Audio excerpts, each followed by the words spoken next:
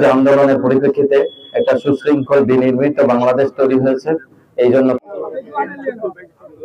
আজকে আমরা আমাদের একটা বিশাল হাটপাড়া দাখিল মাদ্রাসা প্রাঙ্গণে ঈদ উল ফিতরের আয়োজন করা হয়। প্রায় ৫,০০০-এর অধিক লোক এখানে আমরা একসাথে নামাজ পড়ি।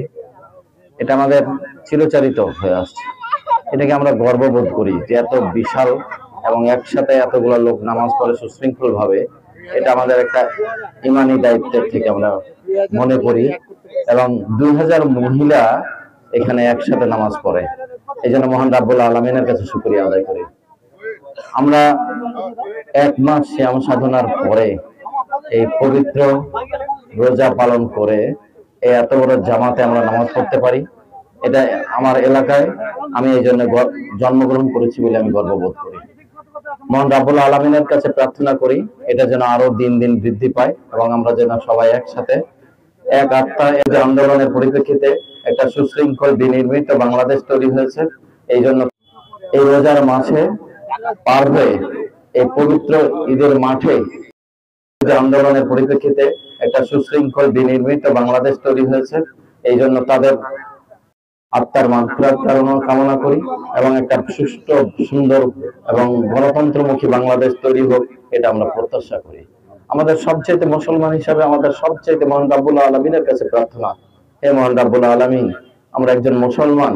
এই মুসলমানরা আমরা এই ফিলিস্তিনের ইসরায়েলের যে বর্বরোচিত আচরণ এবং হামলা এটা থেকে আমাদের মুসলমানদেরকে রক্ষা করো এবং এই মুসলমানরা যেন তোমার আল্লাহর রাসূলের নির্দেশনা অনুযায়ী চলছে। ছোট বাচ্চাগুলো পর্যন্ত আল্লাহ আল্লাহ করে এখনো তারা আল্লাহ ছাড়া কোনো শব্দ বের করে না। রোজার মাসে তারা ইফতারি পায় না, সেহরি পায় না।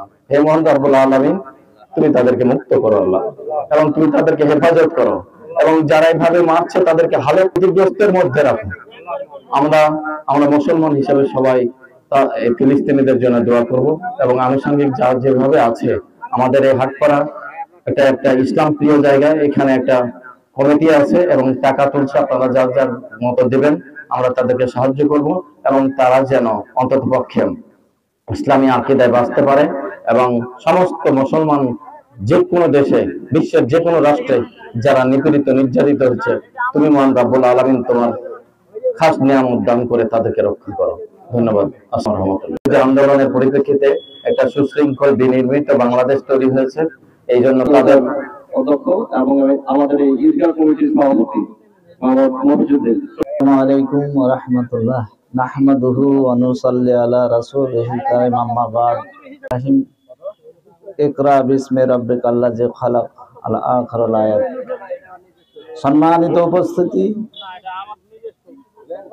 আজকে হাটপাড়া ফাজিল মাদ্রাসা ঈদগাহ ময়দানে সুশৃঙ্খল ভাবে ৫,০০০-এর উপর মুসল্লি নিয়ে আমরা নামাজ আদায় করতে পেরেছি। এই জন্য মহান রাব্বুল আলামিনের কাছে প্রশংসা জ্ঞাপন করছি। সবাই বলুন আলহামদুলিল্লাহ। এত বড় বিশাল আয়োজন যদি কমিটি এবং শৃঙ্খলার সাথে সহযোগিতা না করত তাহলে এরকম সুশৃঙ্খল ভাবে এই ঈদের জামাত অনুষ্ঠিত হওয়া সম্ভব ছিল না। আমি কৃতজ্ঞতা জানাই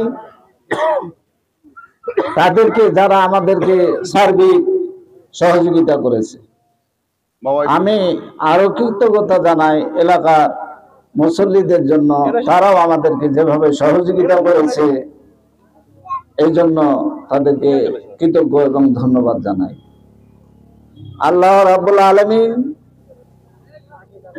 তিনি আমাদের প্রভু, সৃষ্টিকর্তা, খালিক, মালিক। তিনি আমাদেরকে পরীক্ষা করেন। এই রমজান মাস হচ্ছে প্রশিক্ষণের মাস। এই রমজানে আমরা যে প্রশিক্ষণটা পাইলাম, পরস্পরের সহযোগিতা, সাহায্য, বিনয়, এই প্রশিক্ষণ দিয়ে যেন বাকি 11 মাস অতিবাহিত করতে পারি, সেই তৌফিক যেন আল্লাহ আমাদেরকে দেন সবার কামনা করে। এবং ফিলিস্তিনি ভাইদের জন্য আল্লাহ যেন সহযোগিতা করে এই দোয়া রেখে আমি আমার বক্তব্য শেষ করছি। ওমা আলাইনা ইল্লাল বালাগ। আসসালামু আলাইকুম ওয়া রাহমাতুল্লাহ।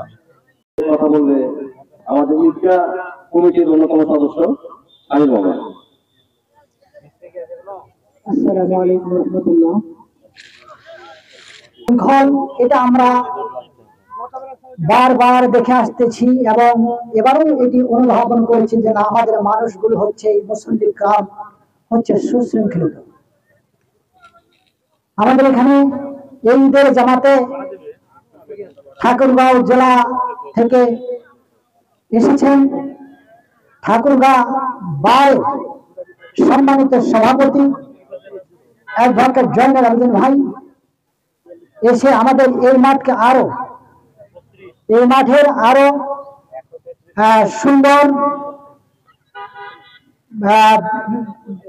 এবং আমাদেরকে আনন্দিত করেছেন।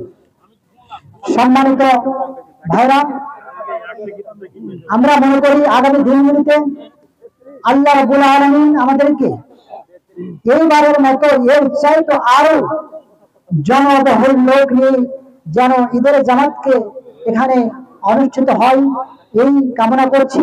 এবং ঈদের যে মূল জায়গা সেটা হচ্ছে আল্লাহ যেন আমাদের সকল এই মুসলিমদের গুনাহ খাতাগুলিকে মাফ করে দিন, এই আশা ব্যক্ত করে সকলের সুস্বাস্থ্য কামনা করে আমি আমার কথা শেষ করছি। আসসালামু আলাইকুম ওয়া রাহমাতুল্লাহ। পবিত্র ঈদ উল ফিতরের শুভেচ্ছা জানিয়ে আমি আমার সংক্ষিপ্ত বক্তব্য শুরু করছি। সেক্ষেত্রে আমি শুরুতেই মহান রাব্বুল আলামিনের কাছে কৃতজ্ঞতা করছি। আমরা আজকে এই পবিত্র ঈদ উল ফিতরের নামাজ সুন্দরভাবে সুশৃঙ্খলভাবে সমাপ্ত করতে পেরেছি। আবাসীর অলংকার, আমি অহংকার বলবো না, আমি অলংকার বলবো। তো উনি এখন আমাদের ঠাকুরগাঁও জেলা আইনজীবী সমিতির সম্মানিত সভাপতি, বারবার নির্বাচিত সেক্রেটারি, উনি খুব সুন্দরভাবে ওনার দায়িত্ব পালন করতেছে। আর সামনে আমরা দেখতে পাচ্ছি উনি আমাদের শুধু বার কেন্দ্রিক না, আমরা ওনার কিছু কিছু কাজ দেখতে পাচ্ছি যেটা ওনাকে সামনে এগিয়ে দিবে।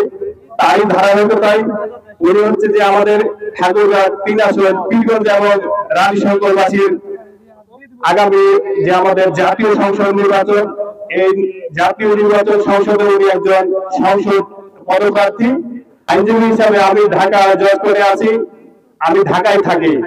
আমি আমার এলাকা নিয়ে গর্ব করতে ভালোবাসি, কারণ আমার ঠাকুরগাঁও জেলার মধ্যে আমার মনে হয় না যে এটা হয়তো মনে হয় দ্বিতীয় কিংবা তৃতীয় হবে।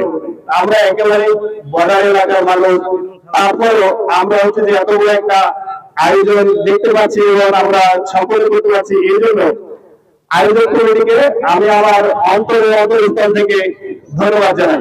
পাশাপাশি দেখাতে পারি যে না, আমরা একটি প্রত্যন্ত এলাকা থেকেও আমরা ভালো একটি আয়োজন করতে পারি। আমাদের এখানকার মানুষ ঐক্যবদ্ধ, বিশেষ করে ধর্মপ্রাণ মানুষ। শেষ করছি। আসসালামু আলাইকুম। নাহমাদুহু ওয়া নুসাল্লি আলা রাসূলিল কারীম, আম্মা বাদ। সমস্ত প্রশংসা সেই মহান আবুল ইজ্জাতের। আমরা আজকে এই পবিত্র ঈদ উল ফিতর আমরা সুষ্ঠুভাবে পালন করতে পেরেছি, তারই শুকর বলে আলহামদুলিল্লাহ এই বলে আমি আমার বক্তব্য শেষ করতেছি। আল্লাহ আমাদের সবাইকে সুস্থতা এবং আমাদের বাংলাদেশে সুশৃঙ্খল পরিবেশ উজ্জীবিত করতে পারে, এই কর্ম করে আমি শেষ করছি। আসসালামু আলাইকুম ওয়া রাহমাতুল্লাহ।